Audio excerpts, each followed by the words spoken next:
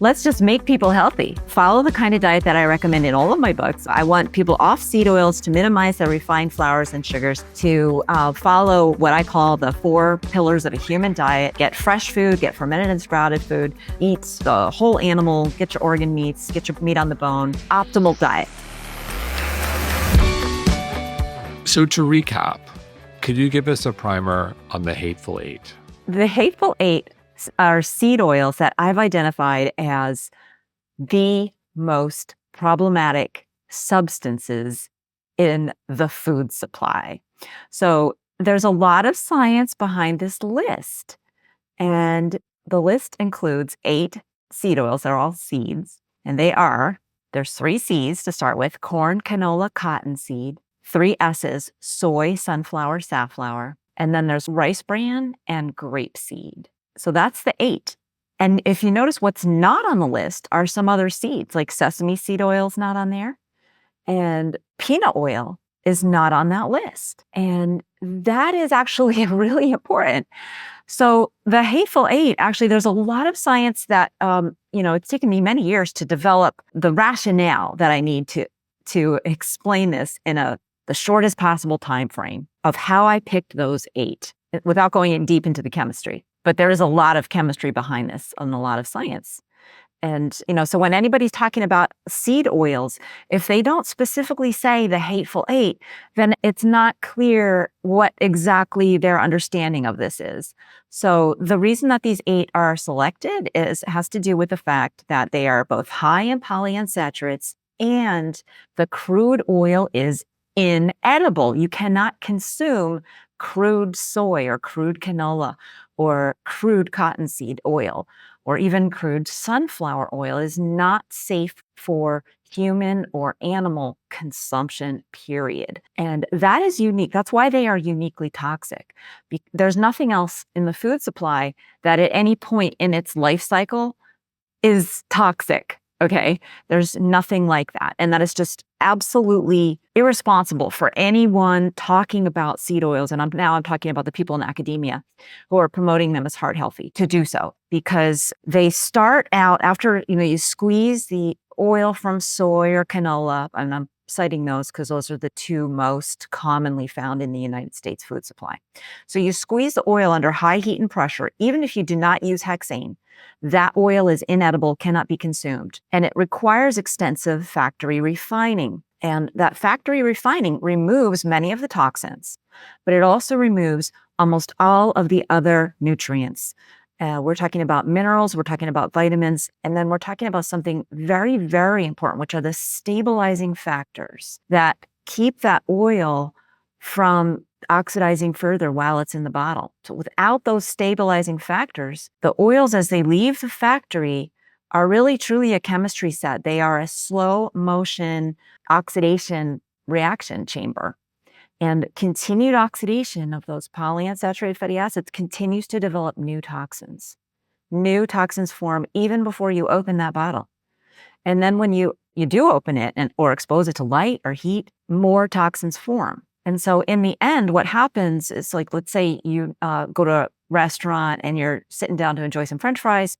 The amount of toxin in one single French fry is so significant that it equates to the toxicity of smoking an entire cigarette. So one French fry is equivalent to the toxicity of smoking an entire cigarette. And a pack of fries, or a 5-ounce serving of fries, is the equivalent of smoking a pack of cigarettes. So a couple points I want to clarify. So you said crude. How do you define, when I hear crude and oil, I tend to think of like gasoline. How do you define crude as it relates to canola oil? Yeah, so that's the industry term, and it just means like the first batch of oil that you've extracted. Now, we consume crude olive oil all the time. We call it extra virgin because olive oil in its crude form does not need refining.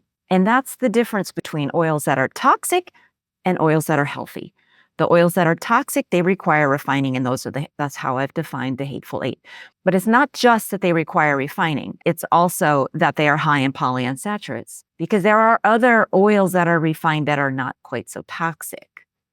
like for example, palm oil and refined palm oil is not one of the hateful eight because the fatty acids there are more stable and it's not quite as bad of a chemistry experiment. It's not healthy. It's not a good oil. It's not something I promote, refined palm oil.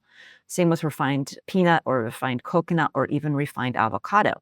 These refined oils are all problematic, but they're not anywhere near as toxic as the hateful eight. So it sounds like it's the processing of the oil that creates the toxicity, which causes the oxidative stress, which we believe to be so harmful. Is that correct? It's the processing, but it's also the innate chemistry because you can process your coconut oil and it's not toxic because the innate chemistry of coconut oil is highly saturated. So this is why the chemistry so matters. And a lot of folks don't want to hear about the chemistry, but you don't have to if you just memorize my list. But you really, if you want to consider yourself like an expert or an influencer, you do need to understand these chemical details. Saturated fat is stable. It will not deteriorate into toxins. But the hateful eight seed oils have so much polyunsaturated fatty acid that they are unstable and they do degrade and deteriorate into different molecules that nature didn't make. And those molecules have toxic properties. And in addition to all the toxins in there is no antioxidant, no nutrient. There's a lot of other stuff missing, like all the phospholipids, all the cell membranes, the phytonutrients. Those have all been removed from the refined oils. So I would say no one's going to argue that French fries fried in vegetable oil are healthy. Definitely, definitely not. I don't think anyone's going to argue that. But I think that what I want to dig into here is what happens if you equate eating French fries fried in vegetable oil to smoking a cigarette? What's happening in the body when you consume the French fries fried in vegetable oil? What does that look like in the body? How is that going to, for those who are doing, extensive lab work every 6 months, like how's that going to show up in someone's labs? What does this look like? So these oils are actually responsible for all of the lab abnormalities that we associate with metabolic disease, inflammatory disease, degenerative disease, autoimmune disorders, and so on. So essentially, if something, in your view, anything that is out of whack is potentially due to consumption of hateful eight seed oils, it's something we should look at or rule out. Let's put it a different way. If you are consuming these hateful eight seed oils, that is 80% of your problem. Wow.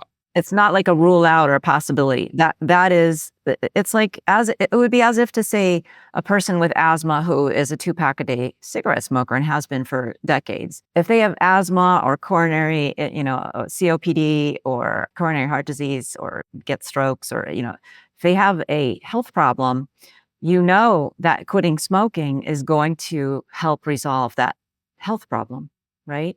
It's very much the same. And in fact, I would argue, worse. And so on that note, you mentioned the 80%. So makes me think of the 80-20 rule, which many people follow, including myself. So let's just say I'm pretty healthy, I'm doing all the right things, and 80% of the time I'm eating whole foods, I'm avoiding seed oils, but 20% of the time, maybe I like French fries. Maybe I like to eat out. And even though there are many better options in dining, like there are fantastic restaurants, there's the Seed Oil app, there's True Food Kitchen, there's lots of great places. We were talking about in Orlando, there's a great taco place, Hunger Street. There's in Miami, we've got Elastica, we got Cruise Kitchen, there's Los Felix, there's a new burger place. Like it's happening, like this movement's happening. With that said, it's still difficult. So to my question, the 80-20 rule, in your view, are we okay? No. Oh, wow. That was a quick no. No, I mean, definitely not. So let's say you're a 2-pack-a-day smoker. And so 80% of the time, is it okay to smoke those 2 packs on 20% of the days? Well, I don't think anyone in their right mind would say, oh yeah, no, that's not going to hurt you.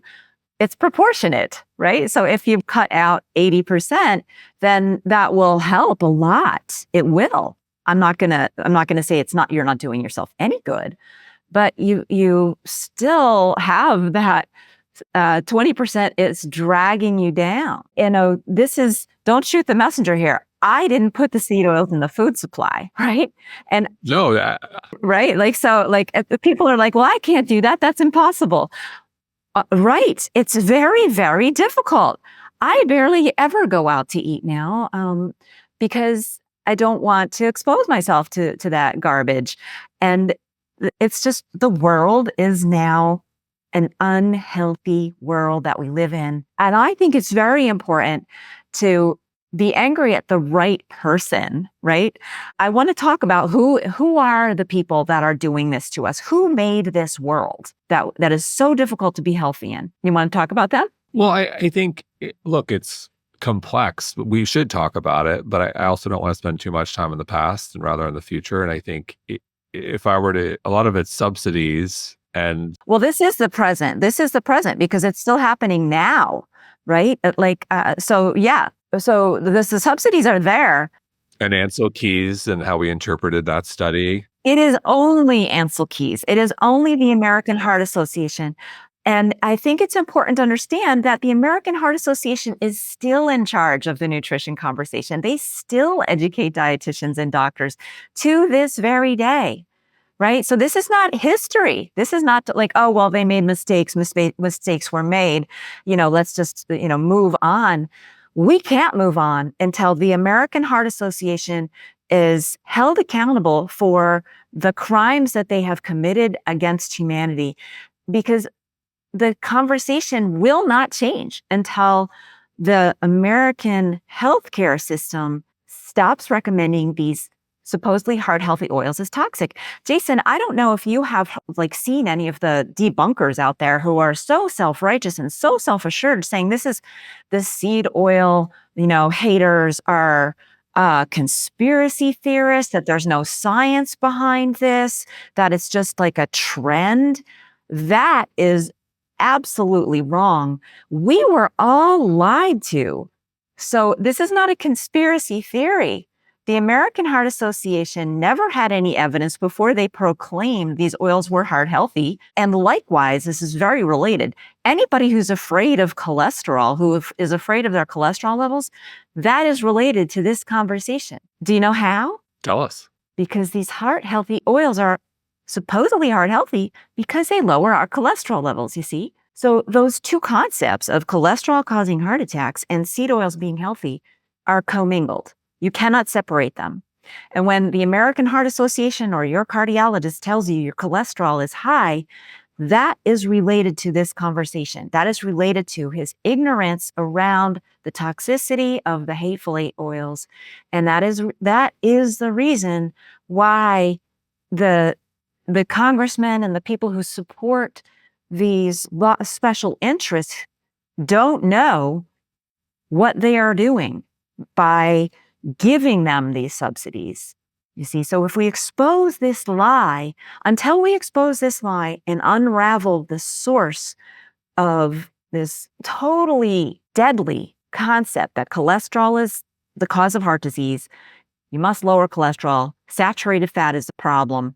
Those are all wrong concepts. Until we unravel that from medical thinking, and we have over 1 million doctors in this country, and we have more than 10, 20 million ancillary health professionals who are all trained in this wrong way of thinking that comes from Ansel Keys and the American Heart Association. So we can't keep saying that is ancient history and we've got to move on. So are you with me on that? I am, but I do think with regards to cholesterol, I do think many cardiologists or quote unquote longevity doctors leading this conversation have broken through to the mainstream and have moved on from cholesterol. And there seems to be consensus that ApoB, LP little a, those markers are paramount in deciphering whether one has risk as it relates to cardiovascular disease, and cholesterol probably not as important. I do think the world is moving. I think people like Peter O'Toole, but ApoB is If somebody's saying ApoB is a problem, Jason, they're saying LDL cholesterol is a problem, right? Those because ApoB is the lipoprotein that is on LDL cholesterol. It's also on, a number of other particles, but that is somebody who's not understanding the root cause. I gotta say that the root cause is not cholesterol. Nature did not make a mistake in creating ApoB apolipoproteins. That is just, we got to get that straight. And we got to understand that the root cause of arteriosclerotic disease is oxidation and oxidative stress. I'm saying ApoB isn't necessarily the cause of cardiovascular disease. What I'm saying is many people would say that ApoB, high ApoB, is something, if you are concerned about cardiovascular disease, you need to watch that. It is an indicator that something may be wrong. Yes, I would agree that it could be, but it's really like, let's just tell us what it really is. If you're a cardiologist, you're gonna look at ApoB. You're gonna do a Clearly scan, and I think a Clearly scan is the MRI of the heart to see if there's blockage. I think the scan is the gold standard to see what's going on. The 3D MRI of the heart. Yeah, this is a huge rabbit hole, and I would say that. But I don't want to spend too much, but Exactly, but this is the problem. So this is why this is relevant, because all of medical science has been distorted because they don't grasp the true root cause as being oxidative stress, right? We've been forced by the American Heart Association to deny the reality of what's actually causing these diseases and to create all these little each one is a different rabbit hole of misunderstanding that has been created because they're not allowed to just say oxidative stress is the primary root cause, and they have to come up with all these other ways by which cholesterol or saturated fat or ApoB can be a problem. I don't disagree. I think if you look at the trends, we're consuming less meat, we're consuming more processed foods, we're consuming more seed oils than ever, and then you look at the skyrocketing rates of obesity, diabetes, cardiovascular disease. So I think there's something there. I do. And I think the question, and personally, for what it's worth, I try to avoid seed oils. I do. But I think I want to just to dial it back for a second. I think I want to still get into oxidative stress, and you know what? Let me pause on the oxidative stress. Something you talked about. They're so divisive. Why do you think seed oils are so divisive? I can't quite figure that out. Well, that's a really good question. And I just have to say it's because we have been lied to about their effects. And so there are people who don't know that and who won't accept that they were miseducated. And that is the majority of health professionals, the majority of dietitians, the majority of nutritionists, the majority of human beings walking on the planet have heard that cholesterol is a killer since we were little. And it's simply not true, right? But the reason it's divisive is because it's, this is near and dear to our hearts, literally, right? It's people who are, I talk about this in Dark Calories. You do. I'll hold up the book, fascinating book, Dark Calories. Thank you. I think maybe a lot of it comes down to this psychological quirk called the Dunning-Kruger effect. And that is, two psychologists coined this term to describe somebody who's an expert in one field thinks that they know more than they do about other fields because they're an expert in one field, right? And so this applies in medicine and all of healthcare, because we learn a ton of very important stuff about how the human body works. But we can't get our heads wrapped around the idea that maybe we don't learn the truth or enough about nutrition and diet, and particularly fats. And so when you see, when people are just making these claims out there, part of it is how the argument has been presented. There's a lot of people out there on social media saying seed oils are toxic, as if they are the expert in it. and not referring to any other science, right? And so now put yourself in the shoes of a dietitian, and you're watching this person who's like, an influencer, very popular, very attractive, makes a lot of engaging content, and they're just saying that, flat out, you're wrong, right? You went to school, you paid a lot of money for your education, and every single day you are teaching people based on principles that you believe to be true. And all these influencers are out there saying that you are wrong. Just put yourself in their shoes for a minute. That's going to create a lot of friction, right? Sure. Both sides are definitely guilty of that for sure. 100%, because neither one is really listening to the other. And here I am, I feel like I'm trying to communicate to both sides. Like, look, dietitians, our heart is in the right place. We've just been lied to. And look, influencers, you get it, but you can't pretend like you're the expert in the science. You got to defer to someone who actually is a scientist. Right. And if it's not going to be me, then it should be some of the people that I've been talking about for years, who have also who've been contributing important information that medical science ignores. A couple things to unpack there. One would think a reasonable person would say, hey, science has had a history of changing and evolving points of view. And if this is something that maybe we were wrong on, maybe could be hurting us in a significant way, maybe not so bad to avoid it. And, no downside in avoiding it. If I can remove something from my life or maybe uh, try to avoid it when I can, is avoiding French fries like really a terrible thing, or avoiding vegetable oil like really a terrible thing? Probably not. And if so I kind of think there's a middle ground for most people. I don't see the point of people who are so adamant about saying no, canola oil is great and it's heart health. I just don't. I think that the right approach is maybe, hey, maybe it's not so great. I think we'd all agree French fries and canola oil, not good. Maybe there's something here. Maybe we should just look at it. What's the downside of just saying maybe we should deploy some resources to look at it? Yeah, exactly. Right. And why isn't that happening? Why doesn't that happen in anywhere? Right. It doesn't happen in politics, doesn't happen in so many things. It's human nature to just dig your heels in, unless you've got like a peacemaker or a diplomat or something like that. And, I don't know how I'm trying my best to be that peacemaker. You're making the rounds and you've written extensively on this for years. I think being anti-seed oil is becoming a little bit in vogue, for better or for worse, in our world. I think it has legs. I think it's becoming on trend.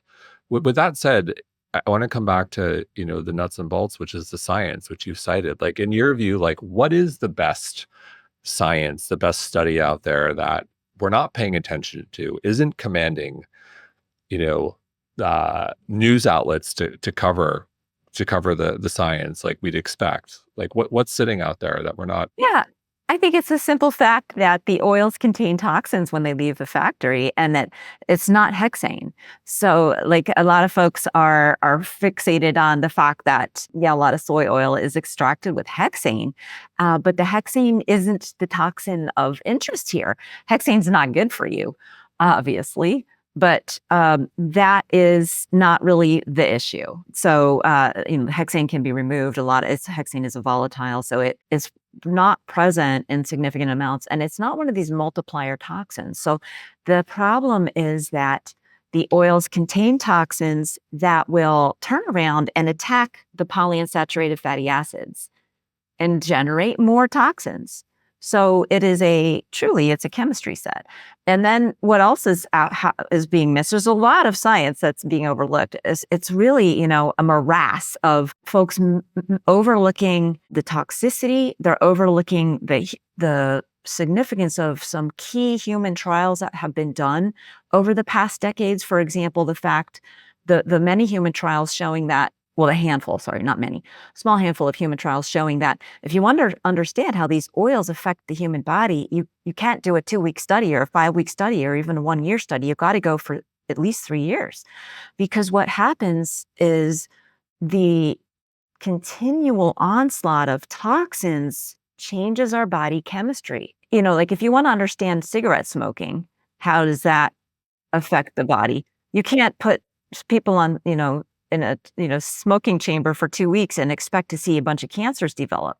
But that's basically what we're doing with the seed oils. We're saying, well, we've done this 12-week study or this, even 1-year study, and we didn't see like the particular marker that we were looking for happen. So what is the good study? So many flaws in that it would take like an entire podcast just to unpack the flaws in that one sentence I just gave you. Jason Walkup here, founder and co-CEO of mindbodygreen and the host of the mindbodygreen podcast. Please subscribe. You'll never miss a show and you won't regret it. A couple follow-ups. Has there been any study, in your view, whether it's animal or human, that you think is the best we've got at the moment? So in what realm? Like, are we talking about the toxicology? Are we talking about the... That would support our thesis that seed oils are toxic and harmful and that we should not consume them. I would have to say that like almost every study I look at supports that thesis, right? It's not like we have one good one. We have innumerable.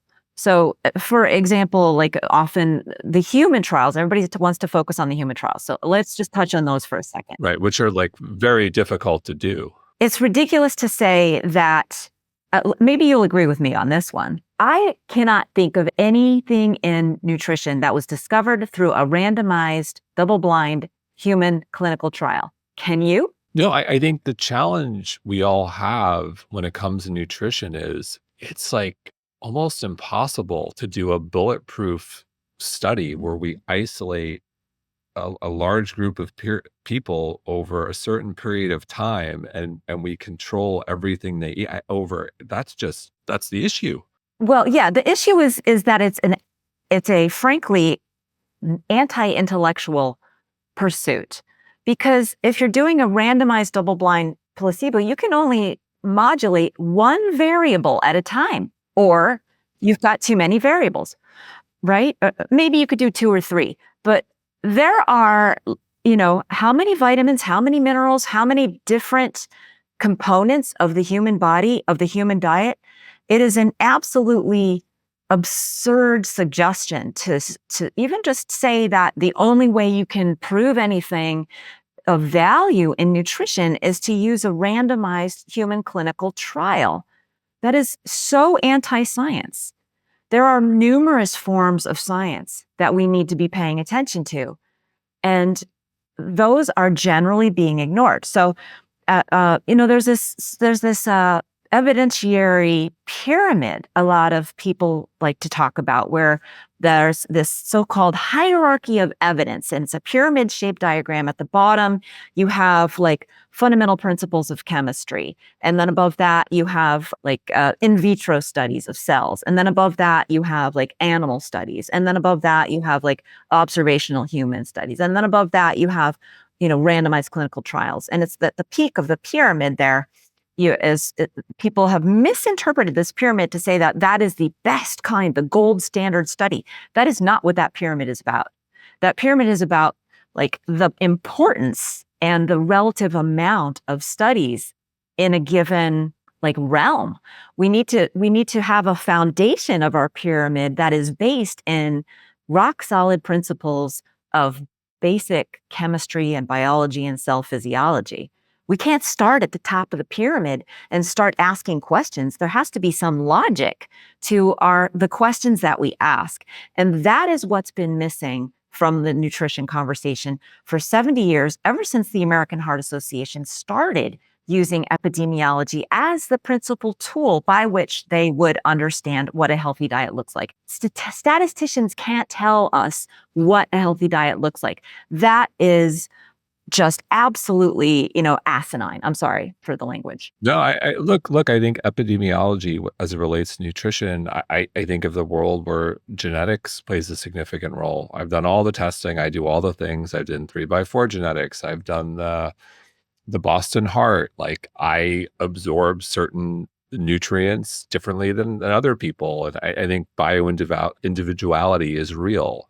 I'm with you there. My question, look, I think in 2025 there are going to be a lot of changes as it relates to legislation, subsidies. If you had unlimited resources and the ability to shine a light to anything as it relates to this conversation, like how would you deploy those resources? How would you convince the naysayers, if you will? The whether it's the American Heart Association or the poorly informed influencer or dietitian who is so pro canola oil, you have the opportunity of a lifetime, unlimited resources to convince these people. What would you do? What would you say? Well, now I'm a kid in a candy store because there's so many things I'd like to do. But okay, let's start with the brass tacks. Let's just make people healthy, right? So I would say follow the kind of diet that I recommend in all of my books, which is all related. I want people off seed oils to minimize the refined flours and sugars, to follow what I call the 4 pillars of a human diet. Get fresh food, get fermented and sprouted food, eat, the whole animal, get your organ meats, get your meat on the bone. Optimal diet, right? Optimal diet. If we can't do that, some of those things, we can talk about that later. But let's do a study where we optimize people's diets according to the principles of science, the way I see it. And then let's do whatever the American Heart Association says is their heart healthy diet. Like, let's do a my plate where you have very, less than 10% saturated fat, lots of seed oils, almost no sources of phospholipids or cholesterol, almost no whole foods. The my plate, like that's what the dietitians have been promoting for, at least 10 years now. So let's put those two head to head in a group of people and go for, 6 months, a year, significant period of time. And let's start out with just a cross section of the population where we have people who are overweight. The average person is nearly obese today. So let's start with those folks.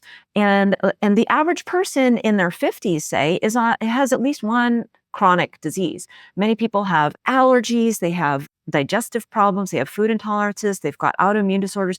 Let's just take this cross section of the country because we have unlimited funds here. Let's put a million people on these 2 test diets, and let's see, at the end of 6 months, a year, who is on fewer meds than they started. Look, I'm with you. And who knows, this may be in the cards in 2025. Let's do a GoFundMe. Make it happen. Look, we've had Marty Makery on this podcast, and I know we know a lot of the same people, and he's nominated to lead the FDA. And, so there's a lot.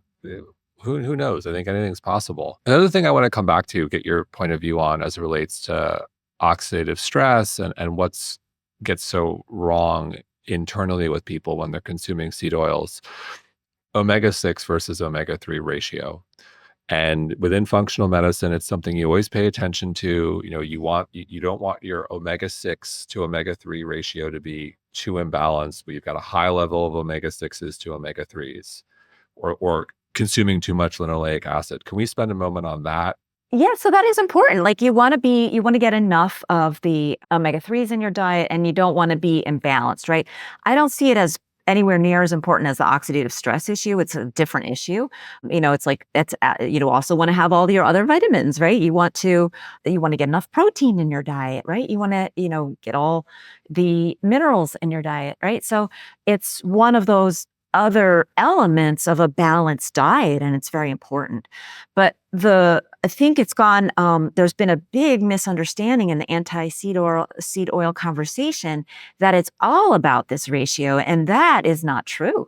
And I think if that's where the conversation, yeah, I see the conversation kind of starting to pivot from that's where it's been, frankly, Jason. I don't know if you noticed that or if that's what you believe, but that's where it has been for a long time. And that's where I've been trying to take it away from that for a long time, because that isn't correct. It's not all about the ratio. It's not that omega-3, do you know omega-3 has no ability to directly fight inflammation? The PhDs and MDs who are talking about omega-3s, they are using the term as if they think it has some antioxidant property, but that is incorrect. These are highly polyunsaturated fatty acids that will oxidize, just like the linoleic acid will oxidize. And in fact, because they have more double bonds, they will oxidize more quickly. So that's why I say it's adding fuel to the fire. So, and again, But just to be clear here, eat the fish. Like eat your wild fish. Like you want to eat your salmon, your sardine, your smash, your sardines, mackerel, anchovies, salmon, and herring. Eat the fish again. Like get it from real food. Exactly. Just to clarify, I don't want people freaking out and saying, "Oh, omega-3." Like eat the fish. right, absolutely. No, like to try to correct oxidative stress by supplementing with an easily oxidized omega fatty acid, that's not going to help you.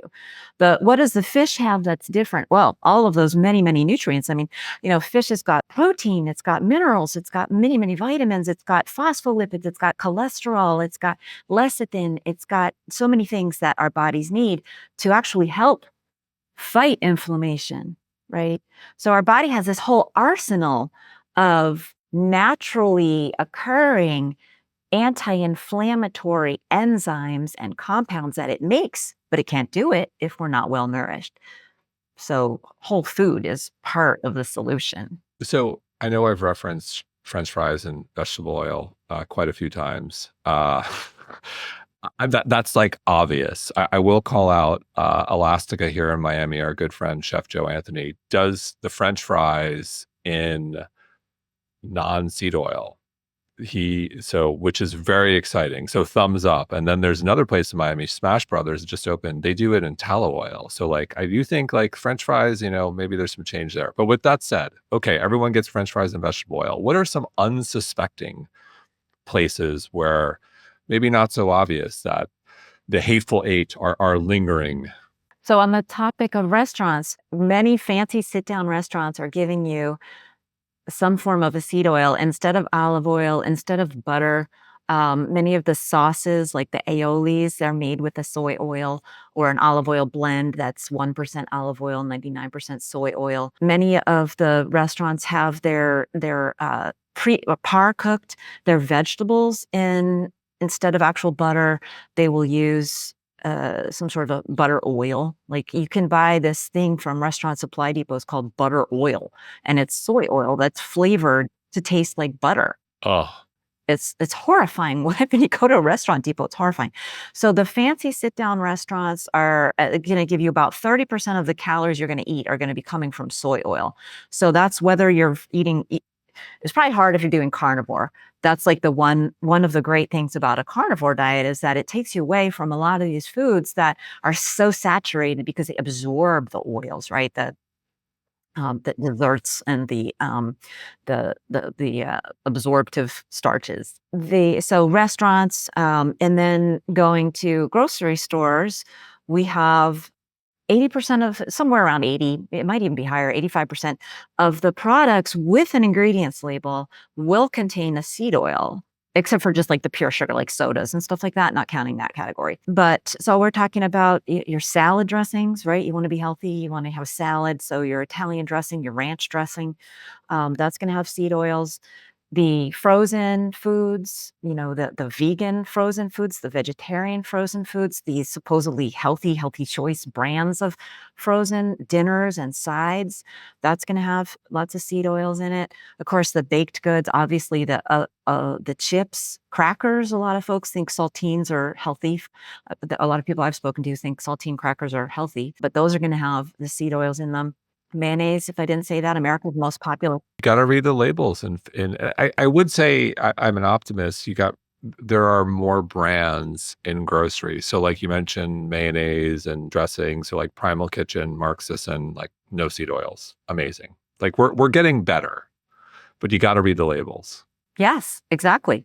And you can also just go by price, right? It costs more to use an oil that's not subsidized by the government, that's not extracted with maximal efficiency, right? The healthier oils can only grow in limited climates. Olive oil can only grow in a Mediterranean climate. There's just these restrictions on, where you can grow the healthy oils. You can only grow coconut oil in a tropical climate. Same with avocado oil. But soy and corn and canola, they can grow in, so many different climates. They can grow in the tropics. They can grow in a temperate climate. They can grow in the Midwest. They can grow all throughout Europe, right? So that is the problem, is that we're trying to just fill people up on calories without paying attention to all the other nutrients that are missing when, the policymakers are so proud of the fact that we've been able to export so much food and feed the world and so on. They're just looking at calories. That's not the end of the story. And that's been the problem, is that we've mostly focused on calories and macros for the past 70 years. So you mentioned olive oil, avocado oil. What else is on your favorite oil list that we should be? Yeah, I have my favorite 5 that I keep in my house all the time. That's butter, olive oil, peanut oil, coconut oil, and sesame oil. I don't actually love avocado oil myself personally, but it is on the good list, right? Because of the fact that it is low in polyunsaturates. But really, to be healthy, it must be the unrefined avocado oil. So it's going to have a strong flavor. So if you've been getting the refined avocado oil, there's a lot of missing nutrients there. And I wouldn't recommend that as a healthy. I actually have 3 categories of oil, Jason. There's the healthy oil that I recommend, my favorite 5. And in dark calories, I list out the delightful dozen that also includes tallow and lard. I personally don't cook with those. I don't have a good source here. There's a bunch of others. And then there's the hateful 8. And in the middle is this category I call okay, but not great. They're basically the empty calories of the fat world. And that's your refined coconut, your refined avocado, and the other refined oils that are lower in the polyunsaturated fatty acids. So they're not going to be toxic, but they also, because of the refining, have inadequate nutrition to support human health. Yeah, I can't do personally coconut oil because of the C16 fatty acid. My body does not respond well to that. So I can do olive oil all day. Uh, yeah. So obviously, these are recommendations that are based on the chemistry, not the individual biology. Sure. Understood. Appreciate the distinction there. So we covered a lot today. Anything we didn't cover that you'd like to touch on before we wrap, or leave our audience with any words of wisdom? Maybe I would like to ask you, like, what was there something that in the book that you hadn't heard before? I think what's interesting to me is oxidative stress. And we don't what you tend to see on social media, for better or for worse, is just these conversations of absolutes.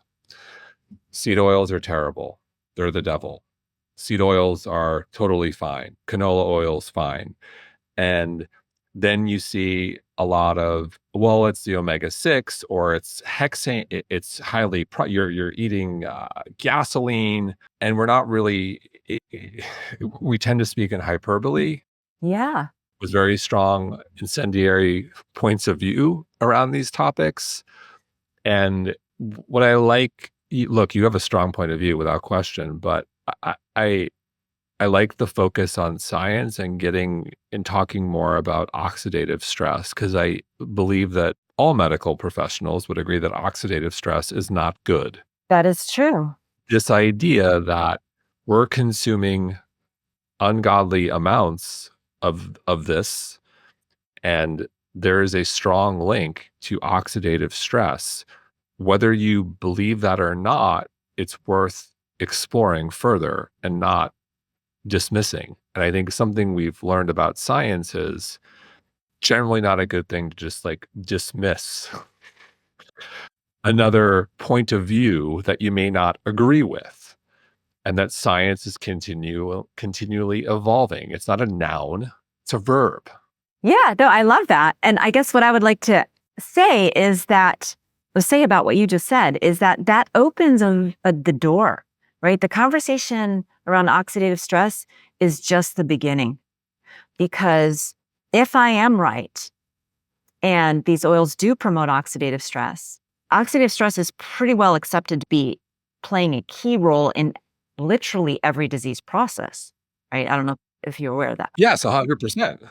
And you can't argue with like the diabetes, the cardiovascular disease, the obesity epidemic that we're all facing. So like you kind of got to like acknowledge something's wildly wrong. Yeah. And so that opens the door to reframing nutrition science. And that is what dark calories takes a big stab at. One of the things that you and I didn't talk about, and I'm curious if you what you thought about this, if you read this part, was the idea that oxidative stress drives insulin resistance. And the way that the seed oils are changing the chemistry of our bodies alters our metabolism so that we become insulin resistant. And insulin resistance is not a disease of excessive carbohydrates, drive and insulin toxicity. I don't believe that at all. Insulin resistance is a disease of energy production alterations where we can't use our own body fat. And so we get hungry between meals, and that's why we overeat. And that changes the whole conversation around ultra processed foods too, because folks are talking about how ultra processed foods are addicting. I don't think they taste really all that good. And, I think real food tastes better. I wouldn't say they're addicting. I would say people are addicted to them, not for their taste, but for the fact that they cannot use their own body fat for energy. So they're addicted to food, to outside energy sources for fuel. And that is why we eat so much ultra processed food. Yes, agreed. Well, thank you so much. Fascinating. I encourage everyone to pick up the book, Dark Calories. And I just want to do it again. I know we've gone a little overkill on restaurants, but I do want to make a point of calling out the restaurants that are doing the right thing. So in Miami, True Food Kitchen, which is national. I love what they're doing. It's fantastic. It's our kids' favorite place to eat. No seed oils, and they've been doing this for years. True Food Kitchen, amazing, safe, national. Sweetgreen's catching up there. Here in Miami, Los Felix, Cruz, Elastica, Smash Brothers, all seed oil free, amazing. And then in your neck of the woods, Orlando, Hunger Street, tacos. I'm excited to go. And Four Rivers, while you're up here, there's another restaurant, Four Rivers. They've got 4 locations, and they use like a lot of really high quality meats to do barbecue. It's like Southern style stuff. I'm there. So it's happening. We still have a long way to go with restaurants, but it's happening. But Cate, always a pleasure. Thank you so much. Thank you so much for this conversation today.